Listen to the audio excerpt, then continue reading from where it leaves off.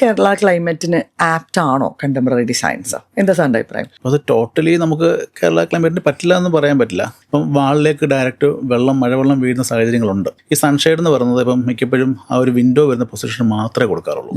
നമ്മളൊക്കെ ചെയ്യുമ്പോൾ 2 ഫ്ലോറിലും through out sunshade കൊടുക്കാറുണ്ട്. ഫ്രണ്ട് എലിവേഷൻ വരുമ്പോൾ ഫ്രണ്ടിലേക്ക് കൊണ്ടുവരാറില്ല, പക്ഷെങ്കിൽ ബാക്കി ബിൽഡിങ്ങിന്റെ എൻ്റയർ ഏരിയയിലും സൺഷെയ്ഡ് കൊടുക്കാറുണ്ട്.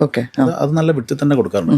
സൺഷെയ്ഡ് ഉള്ള ഒരു പരിധി വരെയൊക്കെ ഭിത്തിയിലേക്ക് വീഴുന്ന സിറ്റുവേഷൻസ് ഒക്കെ അവോയ്ഡ് ചെയ്യും. പിന്നെ ഇവിടെ ഒരു യൂസബിലിറ്റി പ്രശ്നമുണ്ട്. ഈ 4-5 സെന്റുകളൊക്കെ വീട് ചെയ്യുമ്പോൾ നമുക്ക് സ്പേസ് കിട്ടുന്ന മുകളിലാണ്. ചുറ്റുമുള്ള സ്പേസിനെക്കാട്ടിൽ സ്പേസ് നമുക്ക് ഏറ്റവും ടോപ്പിൽ കിട്ടുന്നുണ്ട്. അത് കണ്ടംപററി ഡിസൈൻ്റെ ഒരു അഡ്വാൻറ്റേജ് ആണ്. ഇപ്പോഴത്തെ സാഹചര്യത്തിലൊക്കെ പലരും പറ്റുന്നത്ര ചെറിയ കൃഷികൾ പോലും ഈ റൂഫ് ടോപ്പിലൊക്കെ ചെയ്യുന്നുണ്ട്.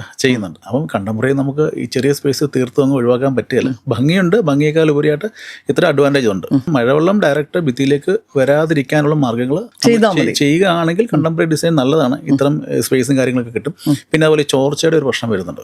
അതിനെ ഒഴിവാക്കാൻ വേണ്ടിയിട്ട് ഇപ്പം കണ്ടംപററി ആണ്, അപ്പം വെള്ളം കെട്ടിക്കിടക്കാനുള്ള സാഹചര്യങ്ങളുണ്ട്. അപ്പോൾ വെള്ളം കെട്ടിക്കിടക്കാത്ത രീതിയിലുള്ള സ്ലോപ്പുകൾ കൊടുക്കുക, ടെറസിൽ നിന്നൊക്കെ പുറത്തോട്ട് പോവുക, നല്ല രീതിയിലുള്ള വാട്ടർ പ്രൂഫ് ചെയ്യുക, പീരിയോഡിക് ചെക്കപ്പുകൾ നടത്തുക, അങ്ങനെ അത് മാനേജ് ചെയ്യാം. ആ ഒരു റീസൺ കൊണ്ട് ഇതിനെ ഒഴിവാക്കേണ്ട ആവശ്യമില്ല.